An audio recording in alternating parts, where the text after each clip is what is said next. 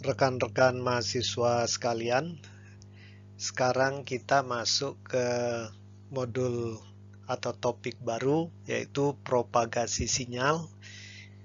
Ini juga akan disampaikan dalam 2 kali pertemuan. Sekarang ini pertemuan yang pertama ya.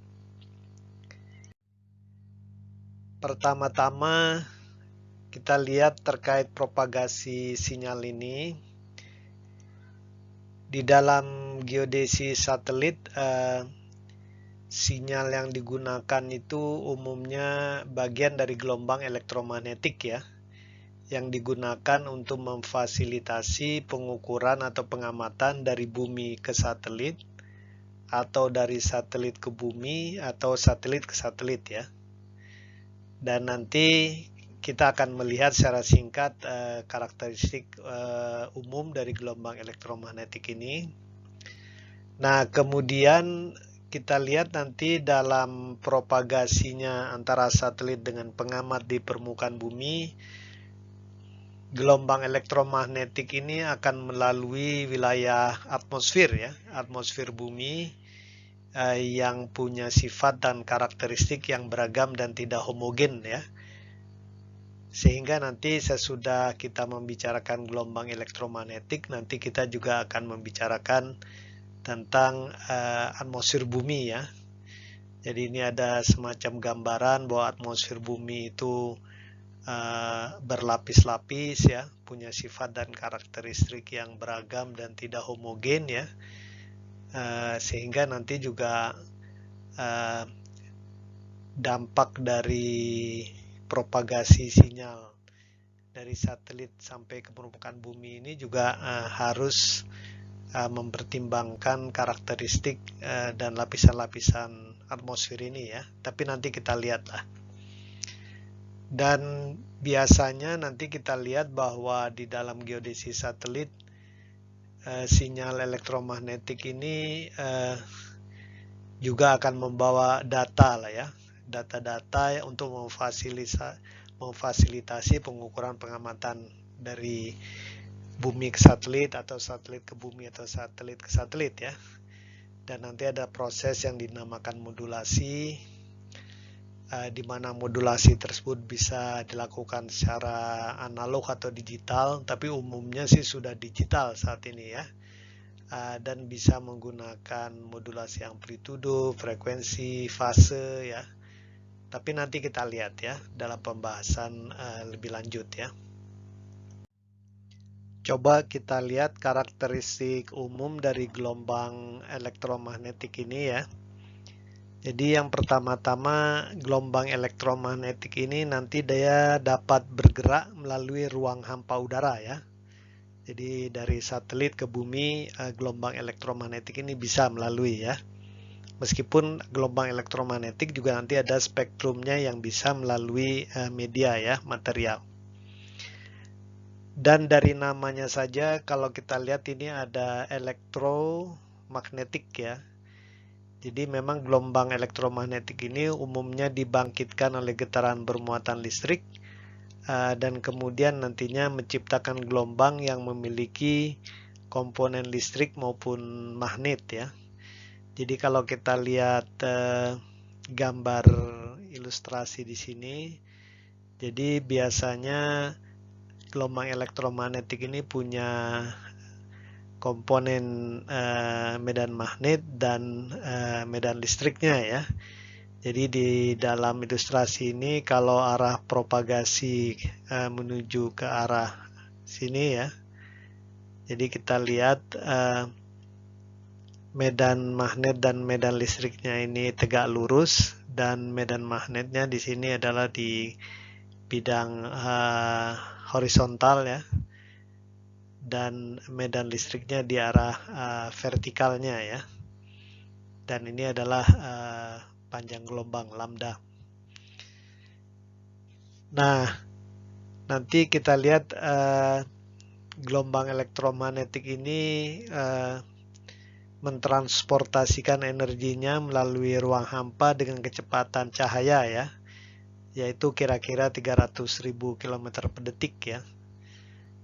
Meskipun nanti kalau di dalam media material, kecepatan resultannya ini kurang dari kecepatan cahaya ya. Jadi dia lebih cepat di ruang hampa. Dan nanti kita lihat juga bahwa spektrum radiasi elektromagnetik ini cukup panjang ya rentangnya ya. Dari mulai panjang gelombang yang terpanjang, yakni gelombang radio ini ya, radio wave, dia panjang frekuensinya sampai 10 pangkat 3 meter. Radio wave ini frekuensinya misalnya 100 Hz, jadi dia low frekuensi ya, panjang gelombangnya panjang, dia low frekuensi. Sampai ke yang panjang gelombangnya paling pendek. Di sini gamma rays ya. Gamma rays ini 10 minus 5 nanometer ya. Dan frekuensinya ya berarti sangat tinggi di sini ya. Gamma ray ini sampai 10/24 Hz ya. Jadi di dalam spektrum gelombang elektromagnetik ini ada gelombang radio, ada microwave ya. Ada infrared di sini. Kemudian ini ada gelombang tampak ya, visible light.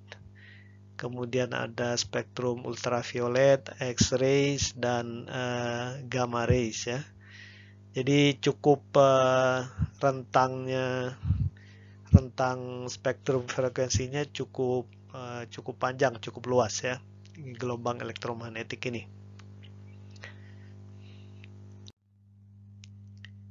Nah ini ilustrasi dalam bentuk lainnya ya. Jadi ini panjang gelombangnya dalam meter dari 10 pangkat 3 sampai 10 pangkat minus 12, ini gamma ray. Kemudian frekuensinya dari frekuensi rendah ini ya sampai frekuensi sangat tinggi. Dan ini nama spektrumnya biasanya radio, microwave, infrared, visible, ultraviolet, X-ray, dan gamma ray. Dan ini suhu benda yang memancarkan panjang gelombang dalam Kelvin ya. Jadi biasanya kalau frekuensi tinggi dia nanti juga temperatur suhu benda yang memancarkan panjang gelombang itu juga sangat tinggi ya. Dan ini kemampuan penetrasi atmosfer buminya juga diberikan ini ya. Jadi kita lihat memang ada bagian-bagian yang bisa melakukan penetrasi atmosfer bumi sehingga nantinya dipakai untuk keperluan geodesi satelit ya. Jadi kita lihat ada dari spektrum radio, sebagian microwave, sebagian infrared, dan visible ya. Yang lainnya tidak dapat penetrasi ke atmosfer bumi ya. Dan nanti kita lihat memang spektrum gelombang elektromagnetik ini pembedanya ya paling utama ya panjang gelombang ya. Dan kemudian ya terkait langsung dengan energi. Karena semakin pendek panjang gelombang berarti frekuensinya semakin tinggi, energinya semakin besar ya. Dan kita tahu di sini ada rumus Planck ya. Energi itu sama dengan konstanta Planck kali frekuensi. Jadi semakin tinggi frekuensinya maka energi radiasinya juga semakin tinggi ya. Jadi ini saya pikir kalian para mahasiswa sudah dapat lah ya di kuliah fisika TPB ya. Nah kemudian dalam geodesi satelit, dua domain gelombang elektromagnetik yang umum digunakan nanti kita lihat domain cahaya tampak, visible light ya, dan domain gelombang mikro ya, microwave ya. Dan nanti ada beberapa istilah lah ya yang sering digunakan untuk pengetahuan kalian saja. Misalnya ada kadang-kadang saudara baca buku atau internet, kadang-kadang disebutkannya cuma VLF saja. Oh berarti ini very low frequency, kemudian LF low frequency terus ya. Medium frequency, high frequency, sampai extremely high frequency ya. Dan nanti ini ada rentang bandnya.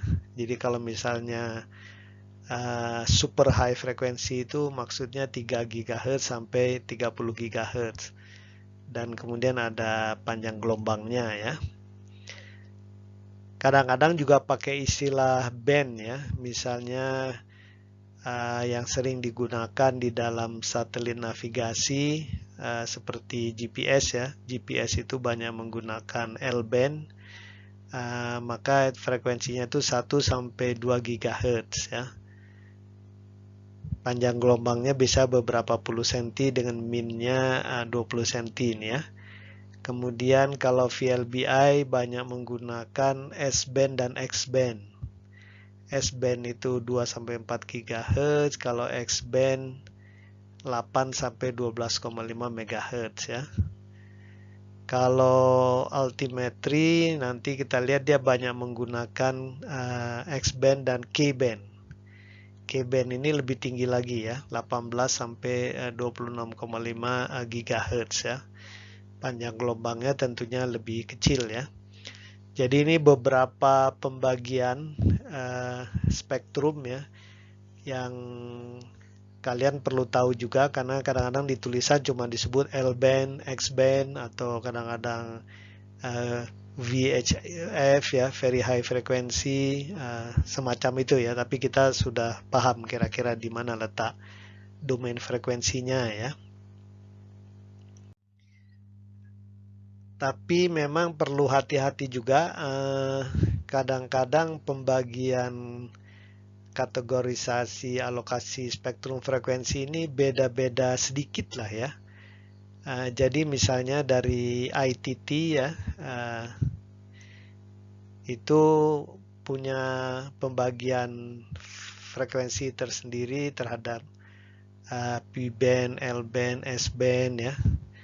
Kalau Transco frekuensi bands dia ada ya. Kemudian ITU ya, International Telecommunication Union juga punya ini sendiri ya, kategori sendiri. Jadi nanti tinggal lihat-lihat saja yang mengeluarkan siapa, pengertiannya mana ya.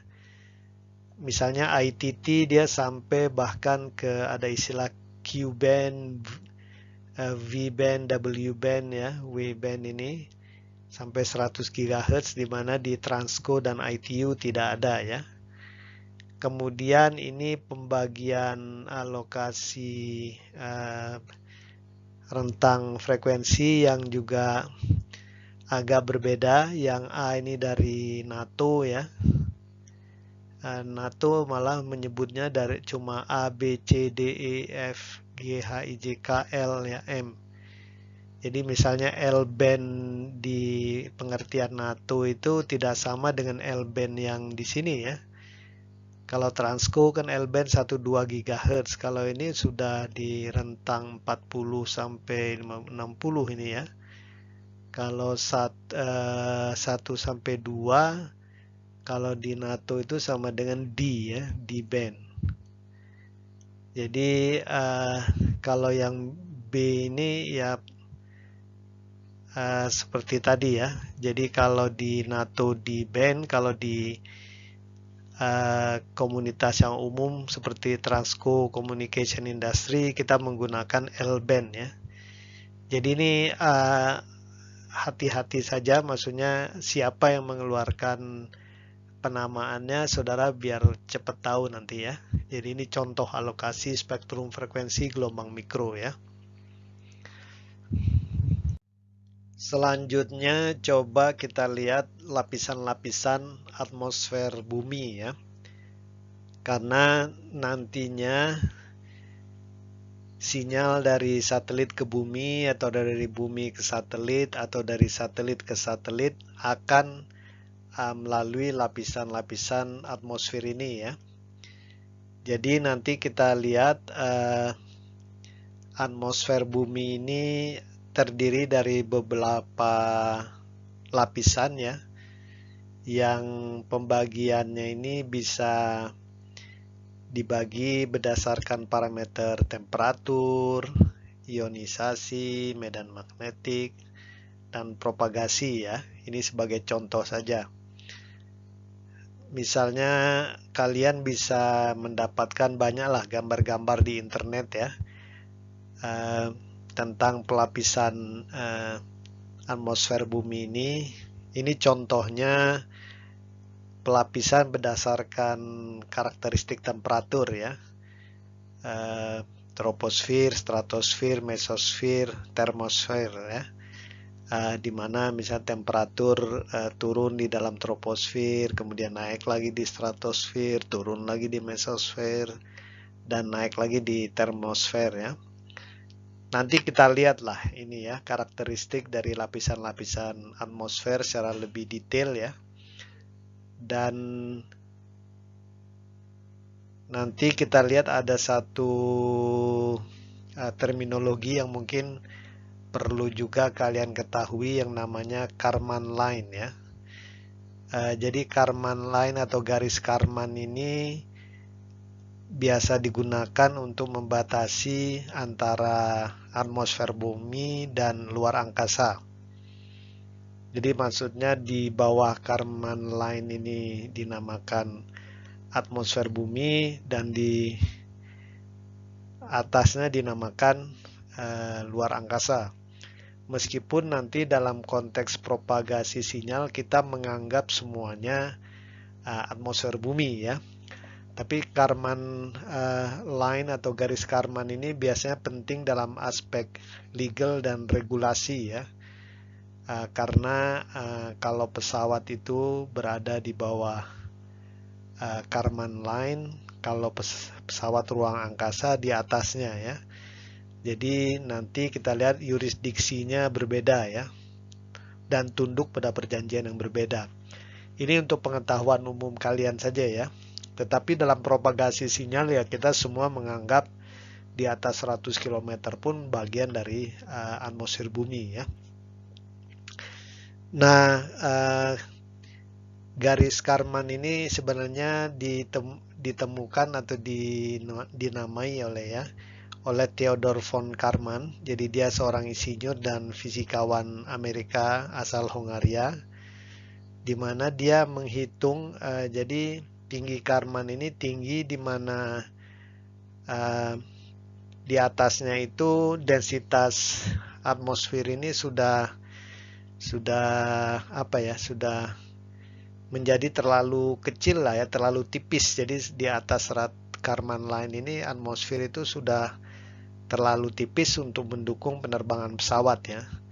Kalau menurut hitungan Theodor von Kármán ini kira-kira ketinggian 83,6 km itu batas lah ya. Di atas itu sudah atmosfer bumi sudah sangat tipis ya, sudah seperti kayak ruang hampa ya. Tetapi FAA ini Federasi Penerbangan Internasional ini menggunakan 100 km untuk Kármán line. Tapi kalau US Air Force dan NASA itu menggunakan 80 km ya. Nanti masing-masing negara mungkin menggunakan angka yang beda-beda karena itu menunjukkan yurisdiksi ruang atmosfer suatu negara tersebut ya. Tapi itu sekedar informasi saja ya. Tetapi kalau dalam propagasi sinyal nanti kita melihat tetap dari parameter-parameter ini pembagiannya ya, dan tidak dibatasi oleh Kármán line ini. Nah ini contoh ya pembagian lapisan atmosfer bumi berdasarkan karakteristik temperaturnya. Nanti dinamakan paling bawah ada troposfer, stratosfer, terus ya seperti tadi ya, mesosfer dan termosfer ya.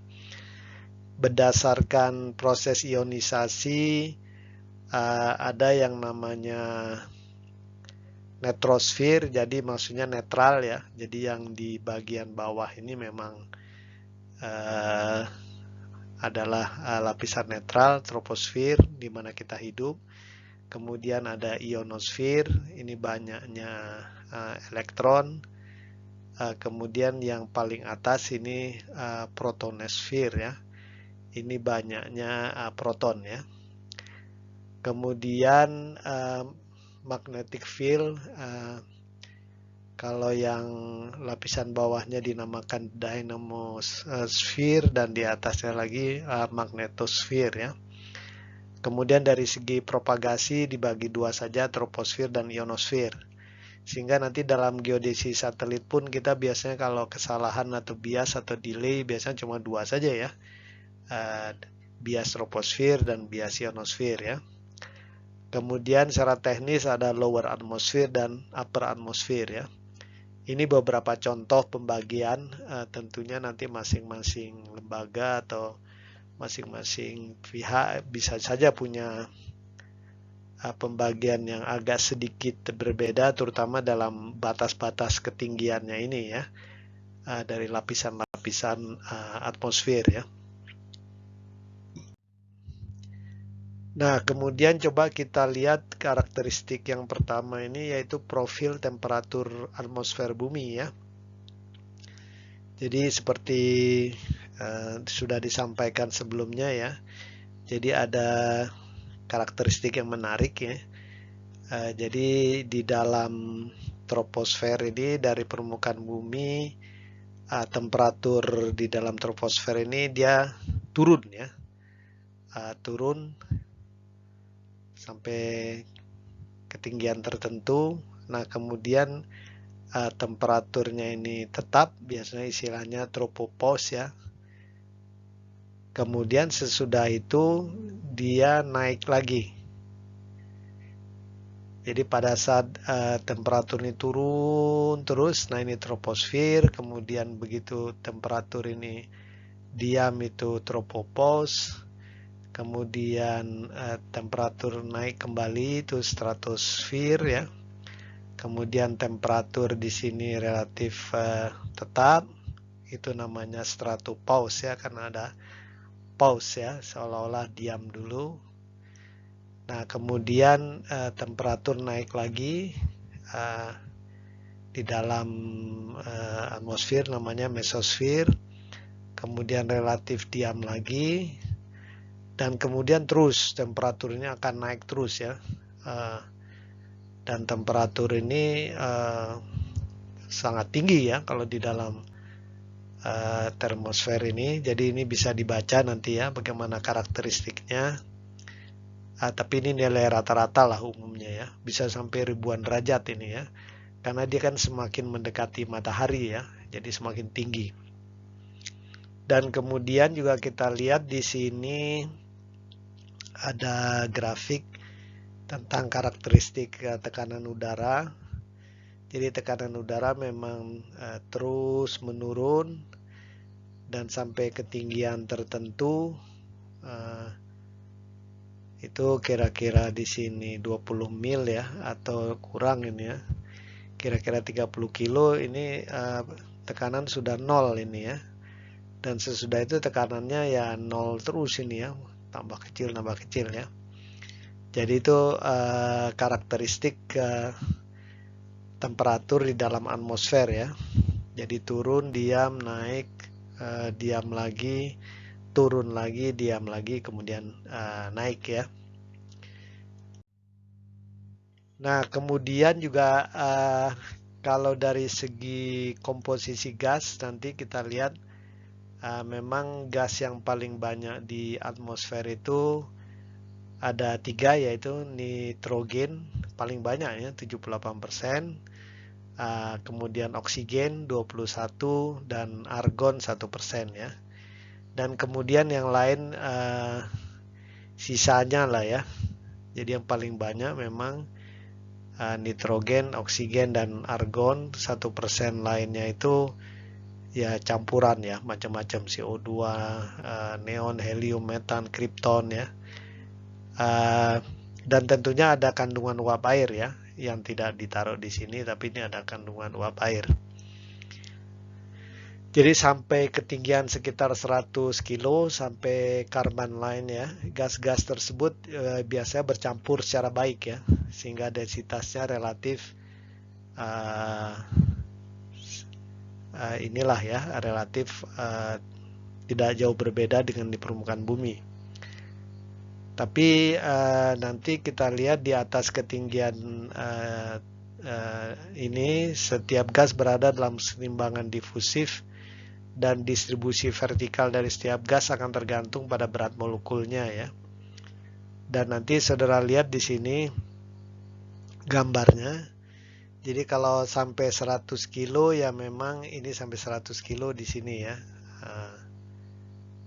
Jadi memang masih relatif sama lah, misalnya nitrogen 78%, oksigen 21%, dan kemudian argon 1% ya.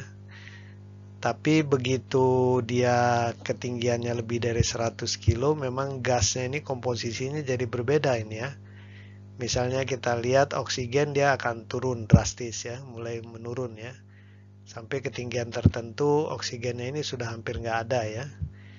Kemudian begitu juga nitrogen dia menurun berdasarkan ketinggian, tapi ini yang monoksida ini malah yang O malah naik ya dengan ketinggian. Nah kemudian ini helium juga naik, volumenya membesar.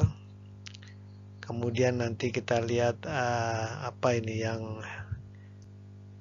hidrogen yang satu ini ya, monoksida hidrogen satu saja ini ya, ini H saja juga itu naik di ketinggian ratusan kilo juga banyak itu ya. Jadi ini komposisi gas dalam atmosfer. Jadi ya kita bersyukur bahwa memang di permukaan bumi ya komposisinya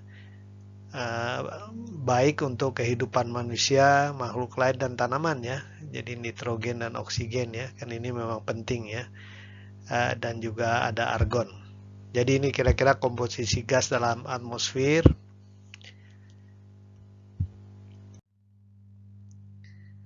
Nah nanti yang perlu diperhatikan ya, kita juga perlu mempelajari tentang aktivitas matahari lah ya.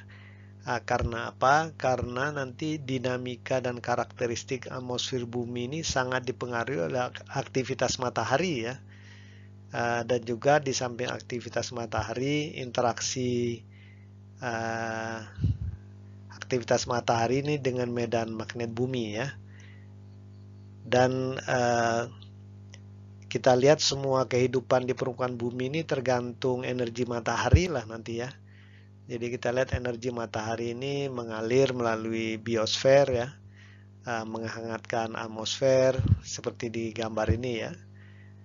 Kemudian mendaur ulang air, menghasilkan angin ya, mendukung pertumbuhan tanaman dan juga untuk hajat hidup manusia ya. Karena kalau matahari ini tidak ada solar radiation, memang jadi repot nanti ya. Makhluk hidup yang ada di permukaan bumi kita ini ya.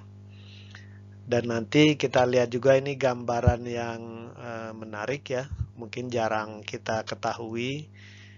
Jadi matahari kita ini juga memancarkan, nanti kita lihat ada yang namanya solar wind ya, karena matahari ini aktif sekali ya. Nanti kita lihat di berikutnya yang memancarkan solar wind, angin matahari yang kemudian berinteraksi dengan medan magnetik bumi ya, dan nanti akan mempengaruhi karakteristik atmosfer kita juga ya.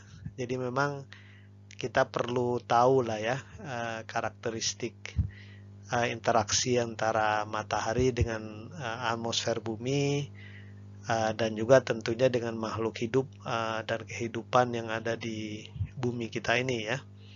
Ini topik tersendiri yang cukup besar ya saya pikir ya. Tapi yang kita pahami sama-sama bahwa memang kehidupan di bumi kita ini juga sangat tergantung kepada matahari ya. Nanti kita lihatlah ya pelan-pelan ya. Pertama-tama coba kita lihat beberapa fakta tentang matahari ini ya.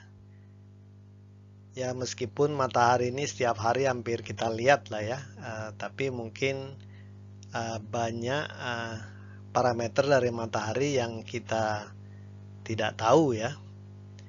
Mungkin kalau dari segi definisi kita lihat dulu di sini. Jadi matahari ini adalah bola pijar dari gas terionisasi yang ditenagai oleh fusi hidrogen di intinya ya.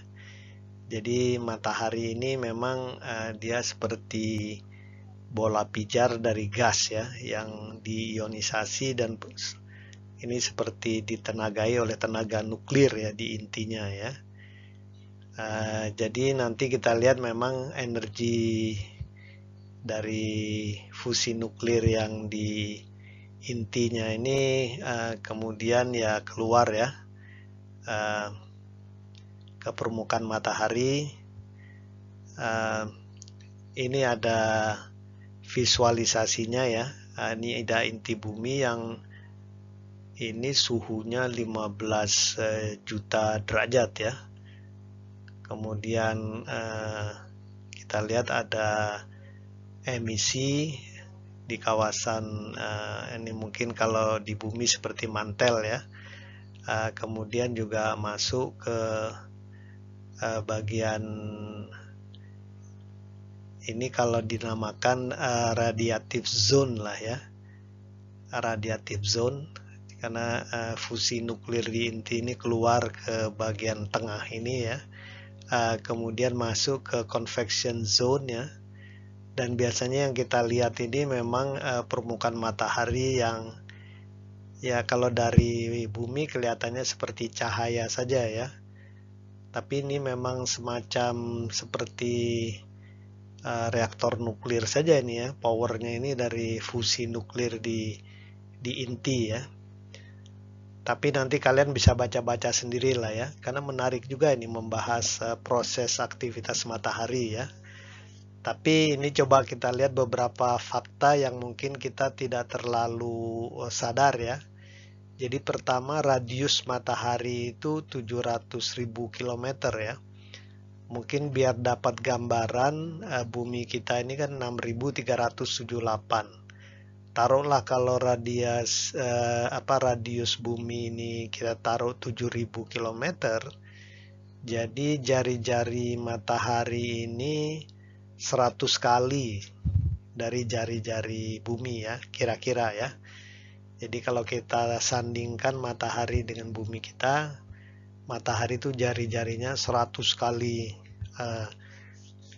lebih panjang ya. Jadi kalau bumi itu misalnya katakanlah bola yang jari-jarinya cuma 1 cm seperti kelereng gitu ya, 1 cm, maka matahari itu 1 meter ya. Diameternya 2 meter, kalau bumi kita ini 2 cm ya. Itu perbandingan ininya lah ya, ukurannya ya. Kemudian tentunya ini volumenya juga ya besar sekali ya. Masanya juga kalau jari-jarinya itu 100 kali jari-jari bumi, masanya ini 330.000 kali massa bumi ya. Jaraknya dari bumi itu kira-kira 149 juta kilometer ya. Nah, ini ada beberapa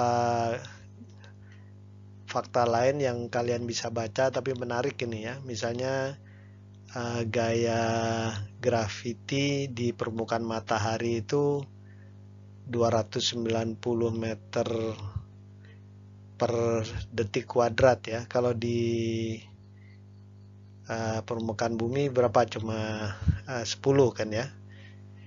Jadi gaya gravitasinya juga besar sekali ya. Tapi ini ya dimaklumi karena masanya kan besar sekali ya.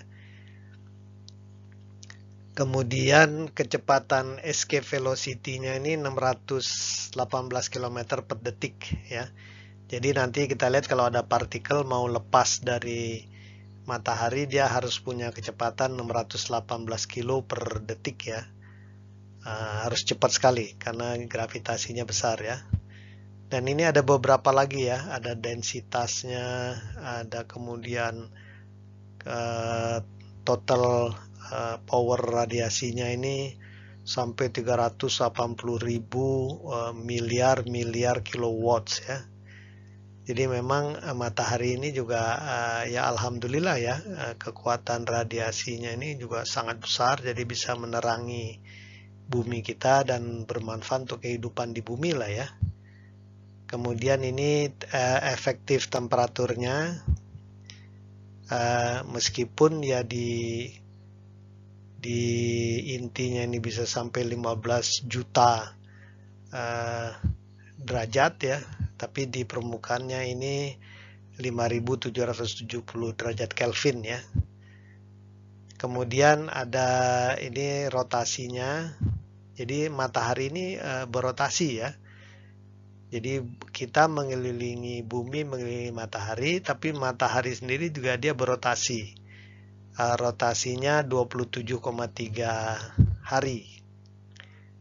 Jadi kalau kita kan rotasinya 24 jam ya, bumi kita. Kalau matahari ini lebih lama dia berotasinya ya, 27,3 hari.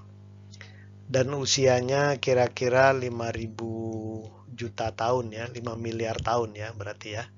Jadi ini beberapa fakta tentang matahari yang mungkin belum banyak kita ketahui, tapi silakan kalau kalian mau baca-baca, banyak ya di internet tentang matahari kita ini. Salah satu fenomena yang penting ya dalam interaksi antara matahari dengan atmosfer bumi adalah fenomena yang dinamakan solar wind ya, atau angin matahari. Nah, kita lihat apa yang dimaksudkan dengan solar wind ini. Jadi seperti yang sudah kita lihat sebelumnya, bahwa matahari ini sangat panas ya. Bahkan temperatur bagian atas matahari, kita lihat sebelumnya suhu efektifnya kira-kira sampai 5.700 derajat Kelvin ya. Sangat panas. Dan ini menyebabkan gas-gas hidrogen dan heliumnya ini dapat lepas ya dari tarikan gaya gravitasi matahari ya, karena pemanasan. Dan memang itu yang terjadi karena gas-gas ini selalu dalam pemanasan matahari yang konstan, dia menjadi plasma yang terionisasi penuh ya, dan bergerak cepat meninggalkan matahari ya. Jadi aliran plasma dari matahari ini dinamakan angin matahari atau solar wind ya. Dan dia mengalir nantinya ke arah yang menghadap bumi ya, dia akan menuju ke arah bumi ya. Dan nantinya akan berinteraksi dan mempengaruhi medan magnet bumi, juga magnetosfer dan ionosfer ya. Jadi kalau kita lihat dari gambar ini ya, ini permukaan matahari, kita lihat ada solar flare dan eruption ya. Jadi seolah-olah dia seperti meledak-ledak ya. Dan nanti kita lihat di sini billion of tons of super hot gas containing charged particle. Jadi yang solar flare dan eruption ini mengandung miliaran ton dari gas yang sangat panas ya, yang bermuatan ya, bermuatan listrik, yang dia bergerak ke arah bumi ya, kalau dalam konteks interaksi matahari dengan bumi ya. Dan partikel-partikel yang dibawa oleh solar wind ini ada elektron, ada proton ya, dan juga ion-ion lain yang lebih berat ya. Dan kecepatan rata-ratanya ini bisa setelah keluar dari tarikan gaya gravitasi matahari itu bisa ke arah bumi itu dalam kecepatan 400 km per detik lah ya. Dan nanti juga berdasarkan informasi dari situs-situs astronomi, nanti kita lihat bahwa angin ini menyebabkan hilangnya massa matahari sekitar 10 juta ton materi per tahun ya. Tapi memang ini tidak signifikan lah ya terhadap total massa matahari. Jadi kita lihat bagaimana kemudian solar wind yang menuju ke arah bumi ini berinteraksi dengan atmosfer bumi. Kita lihat nantinya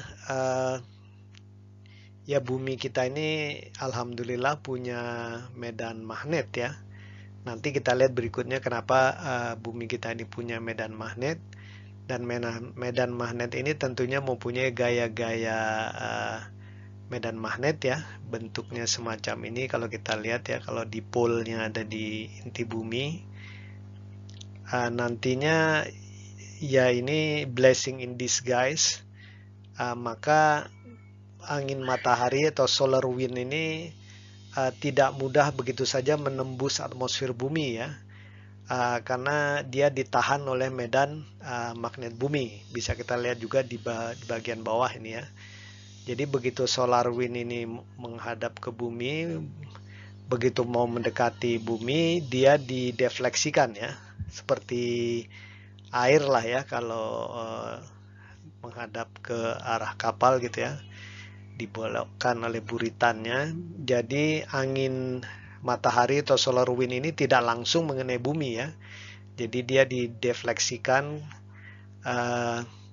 oleh medan magnet bumi ya. Jadi ini juga beruntung untuk kita ya.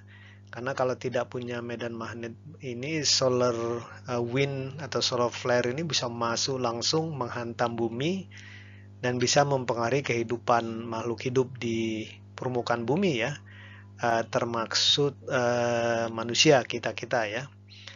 Jadi memang ini peran dari medan magnet bumi ya.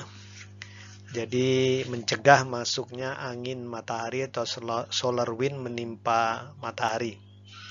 Kalau tiba-tiba nanti karena sesuatu dan lain hal medan magnet bumi ini tiba-tiba hilang, dipadamkan oleh Tuhan misalnya ya bisa-bisa terjadi kiamat ini ya. Karena kalau medan magnet bumi ini tidak ada yang menjaga kedatangan solar wind ini dari matahari, ya bisa menghantam langsung ke bumi kita ya.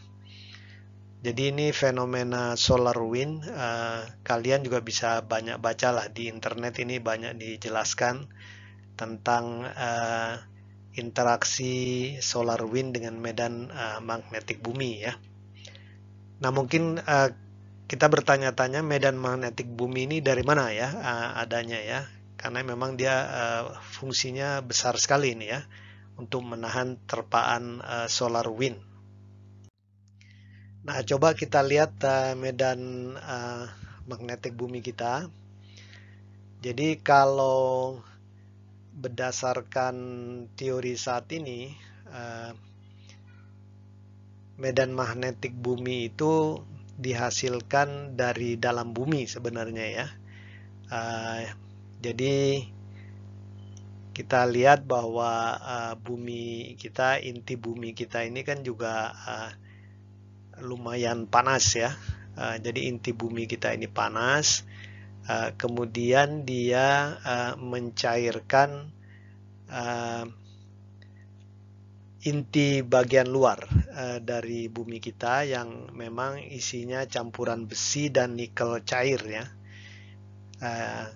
Karena partikel ini dipanaskan, dia bermuatan, kemudian menimbulkan arus konveksi di dalam inti bumi ya.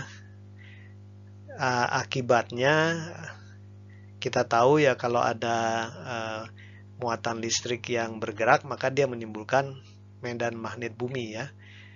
Jadi arus konveksi di bagian luar inti bumi ini menimbulkan medan magnet bumi. Nah ini prosesnya namanya geodinamo ya, geodinamo lah ya, pembangkitan medan magnet bumi ya. Dan seperti kita sudah sampaikan sebelumnya, memang adanya medan magnet bumi ini ya bisa berupa seperti tameng lah ya, seperti tameng bagi bumi terhadap kedatangan angin matahari atau solar wind ya. Dan besarnya medan magnet bumi di permukaan bumi ini kira-kira berkisar antara 25 hingga 65 mikrotesla ya. Jadi 0,25 hingga 0,65 Gauss kira-kira. Dan nanti kita lihat terkait dengan medan magnetik bumi ini dikenal kutub-kutub magnetik dan kutub-kutub geomagnetik ya. Jadi kutub-kutub magnetik ini yang bisa diamati dengan menggunakan kompas ya. Misalnya contohnya ini kutub magnetik utara yang di sini selatan. Kalau kutub-kutub geomagnetik ini sifatnya teoritis ya. Nanti kita lihat pakai model dipole magnetik bumi yang ideal ya. Jadi ada dua istilah nanti kita lihat di sini ya. Nah, kita lihat nantinya yang dimaksudkan dengan kutub magnetik utara ini adalah di mana medan magnet bumi itu masuk ke dalam bumi secara vertikal ya. Jadi kalau kita lihat medan magnet bumi itu dia masuk ke dalam kutub utara ya, arahnya dia masuk ke kutub utara, keluar dari selatan, masuk ke kutub utara ya. Nah, tempat dia masuknya ini dia namanya North Magnetic Pole, kutub magnetik utara ya. Jadi maksudnya kalau kita bawa kompas misalnya ya ke kawasan sini, ke daerah kawasan kutub, kemudian kita biarkan jarum kompas magnet itu berputar dalam sumbu horizontal, nah maka pada saat dia mengarah lurus ke bawah itu vertikal, nah itu namanya North Magnetic Pole ya. Dan jaraknya memang tidak terlalu jauh dengan kutub utara geografis ya. Nah, tapi kemudian ada istilah lagi namanya kutub utara geomagnetik ya. Jadi seperti kita ketahui nanti medan magnetik bumi yang sebetulnya ya agak kompleks ya. Oleh sebab itu untuk keperluan perhitungan segala macam orang membuat semacam model dipole ideal dari medan magnet bumi ya untuk mendekati medan magnet bumi yang sebenarnya. Jadi dalam hal ini seolah-olah ditempatkan potongan batang magnet ya di pusat bumi, nah kemudian dilihat medan magnetiknya ya. Jadi ini teoritis lah. Dan nanti perpotongan antara permukaan bumi dengan sumbu magnet batang ini nanti namanya geomagnetic pole ya. Jadi ini dari model ya. Nah, karena dari model dia nanti penting juga sih ya, bahkan ya, sangat penting ya, karena nanti sistem koordinat geomagnetik itu dia berdasarkan model dipole medan magnetik bumi ya, dan berdasarkan kutub utara geomagnetik.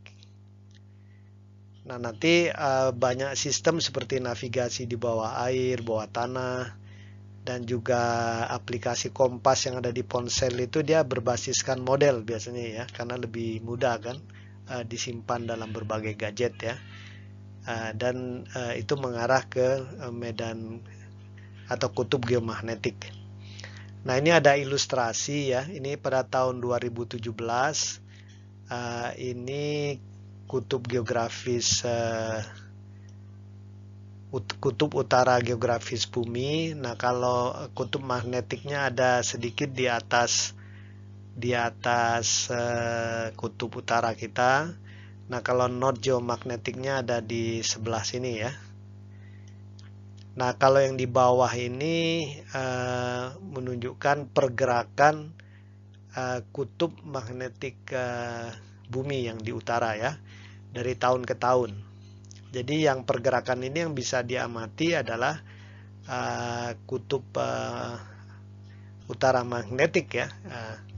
Kita tinggal ngecek saja dengan kompas di mana sumbu kompas itu Kalau berputar dalam sumbu horizontal, arah ke lurus ke bawahnya di mana ya. Dan kita lihat memang mengarah ke ini ada tahun 2007, 2005, 2001 terus ya. Ini semacam pergerakannya lah ya. Jadi ini pergerakan sumbu magnetik bumi ya. Kalian bisa baca-bacalah nanti ya di internet tentang karakteristik medan magnetik bumi kita ini ya. Jadi kalau kompas yang sehari-hari kita lihat ya, dia akan merasakan medan magnetik bumi yang sebenarnya ya. Jadi dia mengarahnya nanti ke magnetic pole. Tapi kalau dalam sistem yang sifatnya aplikasi berupa software dan segala macam ya, dia mengacu ke model dipole ini ya, model dipole yang sifatnya teoritis karena lebih mudah kan ya, sehingga nanti mengacunya ke kutub utara geomagnetik ya. Ini pembagian saja biar nggak terlalu membingungkan ya. Kemudian yang perlu diperhatikan juga, ini ada satu region ya di atmosfer kita yang dinamakan Van Allen Belt. Jadi Van Allen Belt ini sabuk radiasi yang dinamakan atas nama Van Allen ini ya. Jadi seperti kita ketahui sebelumnya, medan magnet bumi ini kan punya garis-garis gaya magnet ya. Dan kemudian seperti kita ketahui ada solar wind yang menerpa bumi, kemudian dihadapi oleh garis-garis gaya dari medan magnetik bumi ya. Nah, nanti kita lihat partikel-partikel bermuatan seperti elektron, proton yang ada di dalam solar wind itu tidak bisa menembus mencapai bumi, tapi dia terperangkap di dalam garis-garis medan magnetik bumi ini ya. Jadi proton dan elektron itu seolah-olah ya bergerak di dalam garis gaya magnetik bumi kita ini ya. Ini sebagai contoh, ini hanya ada satu ya, tapi kalau sebenarnya garis gayanya juga banyak ya. Jadi kita lihat memang dia terperangkap nanti di sini ya, di medan magnet bumi. Nah, sehingga nanti ini menimbulkan semacam sabuk radiasi ya, yang isinya nanti ya ada elektron, ada proton ya. Nah, yang menemukan itu memang pada saat satelit Explorer 1 ini diluncurkan ya, pada tahun 1958, dia mempelajari atmosfer bumi, dan satelit ini menemukan ada dua wilayah radiasi intens yang mengelilingi bumi ini ya. Nah, dua wilayah radiasi ini dinamakan sabuk radiasi Van Allen. Nah, nanti ada yang inner Van Allen Belt dan ada yang outer Van Allen Belt ya. Nah, Van Allen ini nama dari James Van Allen, dia yang merancang misi Explorer 1 ini ya. Makanya dinamakan atas nama dia ya. Jadi kita lihat elektron dan proton yang datang dari solar wind yang kemudian terperangkap di medan magnet bumi ini. Nanti kita lihat dia mengumpul di dua ketinggian. Yang bagian dalamnya ini di ketinggian 640 kilo sampai kira-kira 9.700 kilo di atas permukaan bumi ya, di dalam sini. Nah, ini isinya umumnya ada proton dan ada elektronnya juga ya. Nah, kemudian sabuk Van Allen bagian luar, itu ketinggiannya sekitar 13.500 sampai 58.000 kilometer di atas permukaan bumi. Nah, ini umumnya berisi elektron ya. Kemudian memang ada penemuan yang terbaru ya, kalau tidak salah tahun 2012 itu ya. Ada juga satelit yang diluncurkan untuk mempelajari Van Allen Belt. Diketemukan ada semacam belt yang ketiga ya, di antara kedua, antara inner dan outer ini ya. Tapi belt yang ketiga ini cepat menghilang dia ya. Dia pada saat solar activity sangat tinggi dia muncul ya di tengah-tengah sini ya. Tapi kemudian menghilang ya. Jadi yang relatif agak ajak itu dua ini, inner dan outer ya. Tapi yang ketiga ini tentunya nanti diselidiki terus ya oleh NASA, dan kita tunggu saja nanti ya. Dan dalam konteks geodesis satelit nanti kita lihat ya, biasanya satelit-satelit ini orbitnya jarang yang ditempatkan di kawasan yang radiasinya sangat intens ya. Karena nanti akan membahayakan elektronik daripada satelit sendiri ya. Jadi biasanya keberadaan Van Allen Belt ini inner maupun outer itu akan diperhitungkan lah ya dalam mendesain orbit satelit untuk pengamatan bumi ya, ataupun untuk keperluan lain. Nah, ini yang namanya Van Allen Belt ya. Silakan dibaca-baca saja ya. Di internet banyak lah ya, kalian googling saja. Kemudian ada juga yang namanya aurora ya. Jadi aurora ini fenomena yang terjadi di kawasan kutub ya, baik di utara atau selatan. Jadi gambar ini menunjukkan ya, jadi semacam ada cahaya di langit gitu ya. Nah, ini kadang-kadang dinamakan cahaya kutub, aurora polaris. Di utara biasanya dinamakan aurora borealis, kalau di selatan aurora australis ya. Jadi ini tampilan cahaya alami di langit lah. Nah, ini umumnya juga disebabkan karena interaksi antara solar wind dengan medan magnet bumi ya. Jadi ada partikel-partikel berenergi tinggi dari solar wind, elektron, proton terperangkap di medan magnet tadi. Dia membentuk radiasi sabuk radiasi Van Allen, tapi pada saat yang sama ketika dia masuk ke kutub utara, kita akan tahu garis-garis gaya medan magnet bumi itu keluar dari kutub selatan masuk ke kutub utara. Jadi pada saat turun di kutub utara atau keluar dari kutub selatan, dia akan berinteraksi ya, karena garis gaya magnetik di kutub juga lebih rapat kan ya. Jadi gitu, begitu partikel ini masuk ke medan gaya berat atau medan magnetik bumi yang lebih rapat di kutub, nanti kelihatan dia berpendar ya, menimbulkan cahaya-cahaya yang bagus ini ya. Fenomena aurora ini kelihatan bagus ini ya kalau yang pernah melihat di sekitar kawasan kutub. Dan ini ketinggiannya bisa sampai kadang-kadang 200 mil ke atas ya. Tinggi sekali ya, bisa kelihatan dari jarak jauh ya. Nama aurora ini sebenarnya diambil dari nama Dewi Romawi ya. Nah, Dewi Fajar itu aurora ya. Kalau menurut mitologi Romawi sih, Dewi ini yang mengumumkan terbitnya matahari atau fajar, dan berjalan dari timur ke barat ya. Tapi ya itu sekedar mitologi ya. Tapi aurora itu berasal dari nama Dewi Fajar itu ya. Dan ini terutama kalau pengamatan-pengamatan nanti GPS, GNSS di kawasan kutub ya, ini mungkin fenomena yang harus dipertimbangkan ya.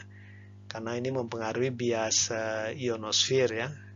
Dan juga mungkin bias troposfer ya pada saat terjadi aurora ini. Kita lihat nantilah ya. Nah, selanjutnya kita tentunya dari segi propagasi perlu juga melihat lapisan atmosfer yang namanya ionosfer dan troposfer ya. Jadi ionosfer ini adalah bagian dari atmosfer atas di mana elektron bebas ini terdapat dalam jumlah yang cukup banyak ya, sehingga nanti akan mempengaruhi propagasi gelombang elektromagnetik. Dan seperti kita lihat sebelumnya, ionisasi dalam lapisan ionosfer ini kan dipengaruhi terutama oleh matahari dan aktivitasnya ya. Karena kalau matahari aktif, solar wind-nya aktif, dia memancarkan elektron dan proton ke arah bumi yang kemudian terperangkap di dalam medan magnetik bumi. Nah, kemudian dia berada di dalam atmosfer bumi jadinya ya. Dan nanti kita lihat bahwa struktur dan densitas maksimum dari elektron bebas dalam lapisan ionosfer ini akan bervariasi secara signifikan tergantung beberapa hal ya. Dia bervariasi dengan waktu. Nanti kita lihat ada siklus sunspot 11 tahunan dari elektron konten ini. Ada variasi musiman, ada variasi harian juga ya. Dan juga nanti densitas elektron ini juga bervariasi dengan lokasi ya. Dengan kutub, kemudian zona auroral juga, kemudian lintang menengah, ekuator, beda-beda nanti ya. Dan nantinya tentunya ada juga fenomena-fenomena disturbansi ya, gangguan terhadap solar related atmospheric lah ya. Nanti kita lihat pada saat kita membicarakan bias ionosfer mungkin ya. Dan di gambar kiri ini menunjukkan bagaimana lapisan ionosfer itu dibagi ya. Jadi memang biasa disebut yang paling bawah itu ada lapisan D, kemudian E, kemudian F ya. Berikut ketinggiannya. Dan ini ada beberapa keterangan lebih lanjut tentang karakteristik densitas elektron ya. Jadi kalau lengkapnya sih dibaginya menjadi D, E, F1 dan F2 ya. Tapi kalau malam hari seperti kita lihat di sini yang lapisan D menghilang, kemudian lapisan F1 dan F2 bergabung jadi lapisan F ya. Kalau dia siang hari komplit ya. Dan nanti di sini ada ketinggian-ketinggiannya. Ini dari Sieber 2003 ya. Jadi kalau lapisan D itu ketinggiannya 60 sampai 90, kemudian E 85 sampai 140, F1 140 200, F2 itu 200 sampai 1000 ya. Dan kita lihat nanti memang elektron densitas yang paling besar itu di lapisan F ya. Jadi kalau kita lihat di sini ini konsentrasi elektron, jumlah elektron per centimeter pangkat 3 ya, per volume. Di sini kita lihat memang ini siang hari ya, jadi ada F2, F1 ya. Jadi konsentrasi paling besar itu memang di lapisan F. Tapi kalau malam hari F1, F2 ini bergabung, jadi tinggal lapisan F saja ya. Dan biasanya memang konsentrasi maksimum dari elektron itu di ketinggian antara 350 sampai 400 lah ya. Kita lihat di sini ya. Ini konsentrasi yang elektron yang besar ya, ininya. Nanti ini kita bicarakan kembali pada saat nanti kita membahas bias ionosfer, terutama di kuliah survei GNSS ya, di semester depan ya. Tapi kalian bisa baca-baca lah, banyak ini penjelasan tentang lapisan ionosfer ini di internet ya. Dan ini gambar ini adalah di kasus lintang menengah ya. Nanti kita lihat di ekuatorial itu di daerah Khatulistiwa ya, ini bisa nilainya bisa lebih besar lagi ya. Karena di ekuator itu kan pemanasan atmosfer oleh matahari itu lebih intens, lebih lama. Jadi elektron bebas itu semakin banyak lah ya. Nah, selanjutnya yang terakhir kita lihat ini lapisan paling bawah, lapisan di mana kita hidup ya, lapisan troposfer. Ini di mana semua proses cuaca itu berlangsung di troposfer ya. Jadi kalau ada awan, hujan, geledek segala macam, nah itu di lapisan troposfer ini ya. Dia tidak bermuatan ya. Kalau bermuatan repot nanti ya, nyetrum kita bisa mati semua ya. Jadi ini blessing in disguise juga lah. Jadi troposfer ini lapisan netral. Masa atmosfer itu 75% 80% adalah di troposfer ya. Karena memang densitasnya itu mendekati permukaan bumi kan lebih besar ya. Jadi 75 sampai 80% masa atmosfer itu adalah troposfer dan 99% uap air dan aerosol itu adanya di troposfer ya. Dan nanti kita lihat lapisan troposfer ini tidak ketebalannya itu tidak sama terus ya. Tapi secara umum kira-kira 10 kilo dari permukaan laut ya. Tapi nanti ketebalannya, tinggi bagian atasnya itu bervariasi dengan lintang. Jadi di kawasan ekuator biasa dia akan lebih tinggi ya, lapisan atasnya atau lebih tebal. Kalau di kutub dia lebih rendah ya, ketebalannya lebih tipis. Dan juga tergantung musim nanti ya. Jadi kalau musim panas lebih tebal, kalau musim dingin lebih tipis, ketinggian bagian permukaan atasnya lebih rendah lah. Jadi ketinggiannya ini bisa mencapai meskipun rata-rata 10 kilo, tapi kalau di Katulistiwa itu bisa sampai 20 kilo ya. Dan kalau di kawasan kutub, apalagi kalau musim dingin itu bisa sampai dia ketebalannya cuma sampai 7 kilo ya. Jadi dia memang lapisan troposfer ini ketebalannya bervariasi lah ya, tergantung lintang dan waktu ya. Dan kita lihat nanti juga di dalam lapisan troposfer ini temperatur, tekanan udara, dan densitas ya, itu menurun seiring dengan naiknya ketinggian ya. Ini contohnya temperatur ya, kita tahu di dalam troposfer menurun, stratosfer dia relatif, kemudian di tropopause ya dia sama, kemudian di stratosfer dia naik lagi nanti ya. Dan nanti lapisan troposfer ini akan mempengaruhi kecepatan dan arah dari sinyal gelombang elektromagnetik yang melaluinya ya. Nanti kita lihatlah dalam pembahasan tentang bias troposfer. Dan nanti propagasi sinyal dalam lapisan troposfer ini dipengaruhi oleh temperatur, tekanan, dan kandungan uap air di sepanjang lintasan sinyal dalam lapisan troposfer ya. Tapi nanti ini kita lihat lebih lanjut lah di pertemuan berikutnya ya. Nah, untuk pertemuan bagian pertama dari propagasi sinyal ini biasa kita ada tugas ya. Tugasnya ini adalah saudara menjelaskan kembali pengertian dan karakteristik dengan kata-kata saudara sendiri atau tambahkan gambar ya. Jadi yang pertama gelombang EM dan spektrumnya. Spektrumnya kan dari radio sampai gamma ya. Kemudian atmosfer bumi dan lapisan-lapisannya. Kemudian pengertian dari garis Kármán.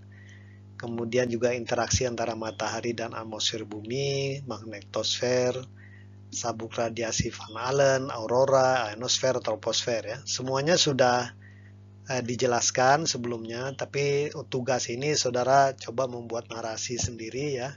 Lengkapi dengan keterangan-keterangan dari sumber-sumber lain, tuliskan dengan baik, lengkapi dengan sketsa atau gambar ya, agar tujuannya saudara punya pemahaman yang lebih baik ya, dibanding hanya sekedar mendengarkan penjelasan dari saya yang tentunya belum tentu lengkap ya. Jadi saudara harus banyak membaca dan kemudian menuliskan ya. Jadi itu saja, sampai ketemu di pertemuan berikutnya ya, minggu depan insya Allah. Tetap jaga protokol kesehatan 5M ya. Terima kasih.